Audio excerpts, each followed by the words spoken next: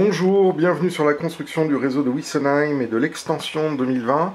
Aujourd'hui, je voudrais vous parler très rapidement de la préparation du sol en vue de placer du flocage, du décor et des gravillons. Je vous avais parlé dans la vidéo précédente le fait que j'avais dessiné le plan masse. Et bien là maintenant, je suis passé à la peinture et à la préparation du sol avant effectivement de mettre les différents éléments qui vont pouvoir se retrouver sur le réseau à cet endroit.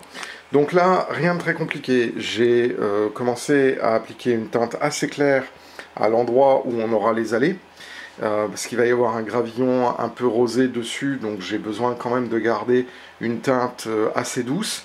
Ensuite ici, une zone, alors sur la vidéo ça fait un peu plus vert que c'est réellement, hein, c'est une espèce de marron un peu cacadois, mais bon, la vidéo me le montre un peu plus vert que ce qui est en réalité.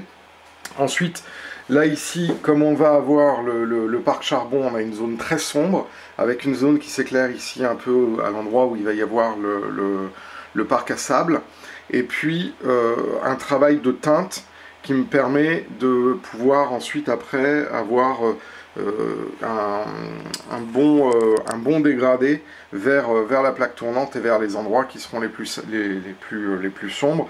Là il reste encore un peu une partie un peu grisâtre, gris anthracite, rehaussé de noir.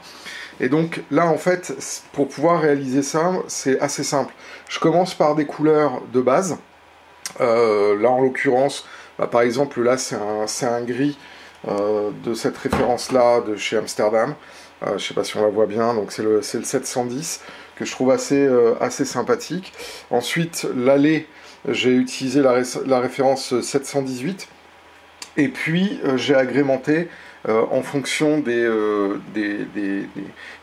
dégradés de teinte, la teinte 404, toujours chez Amsterdam.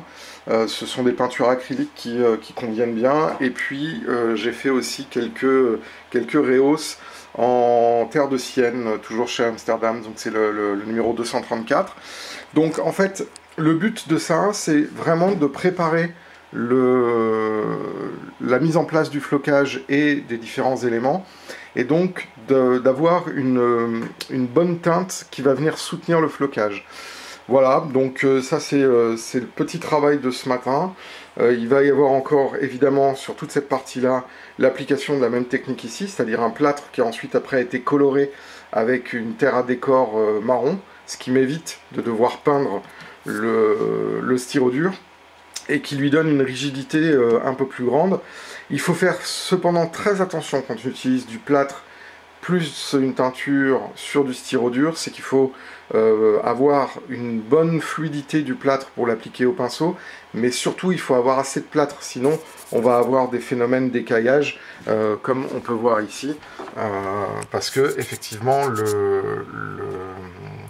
le plâtre était, enfin, le mélange n'était pas assez chargé en plâtre, et donc du coup la couche était trop fine. Voilà, si vous avez aimé cette vidéo, je vous invite à laisser un commentaire, n'hésitez pas à mettre aussi un pouce bleu, à appuyer sur la cloche pour être notifié des prochaines vidéos, et bien évidemment à vous abonner si vous aimez les contenus de notre chaîne. Et je vous dis à très bientôt pour une nouvelle vidéo. Au revoir.